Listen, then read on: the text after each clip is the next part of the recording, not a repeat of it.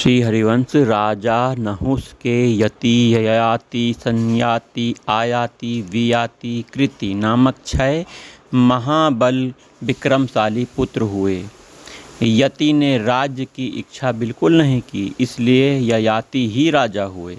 ययाति ने शुक्राचार्य की पुत्री देवयानी और वृषपर्वा की कन्या शर्मिष्ठा से विवाह किया।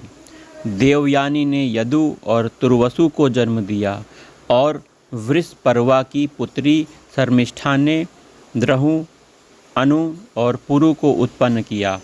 ययाति को शुक्राचार्य जी के श्राप से युवावस्था में ही बुढ़ापे ने घेर लिया था, किंतु उनकी विषय कामना शांत नहीं हुई थी।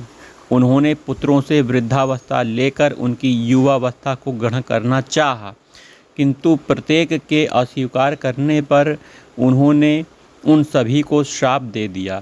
अंत में सबसे छोटे शर्मिष्ठा के पुत्र पुरु से भी वही बात कही, तो उसने अति नम्रता और आदर के साथ पिता को प्रणाम करके उदारता पूर्वक कहा, यह तो हमारे ऊपर आपका महान अनुग्रह है। ऐसा कहकर पुरु ने अपने पिता की वृद्धा अवस्था को ग्रहण करके उन्हें अपनी युवावस्था दे दी।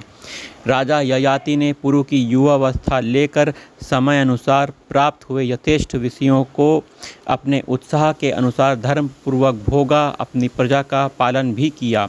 फिर शर्मिष्ठा और देवयानी के साथ विभिन्न भोगों को भोगते हुए मैं कामनाओं का अंत कर दूंगा, ऐसा सोचते सोचते वे क्षुब्ध चित्त हो गए।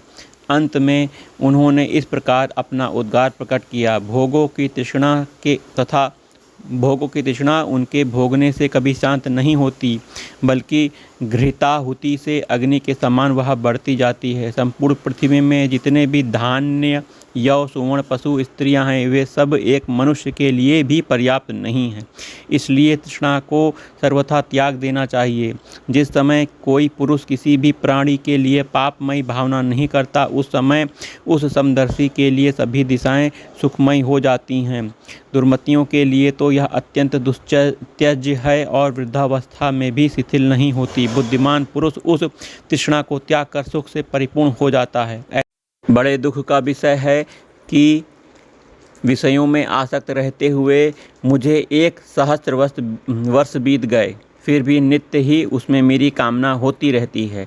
अतः मैं इसे छोड़कर अपने चित्त को भगवान में स्थिर कर निर्द्वंद और निर्मम होकर वन में विचरूंगा। ऐसा कहकर राजा ययाति ने पुरु से अपनी वृद्धावस्था वापस लेकर उन्हें अपनी व्यवस्था लौटा दी।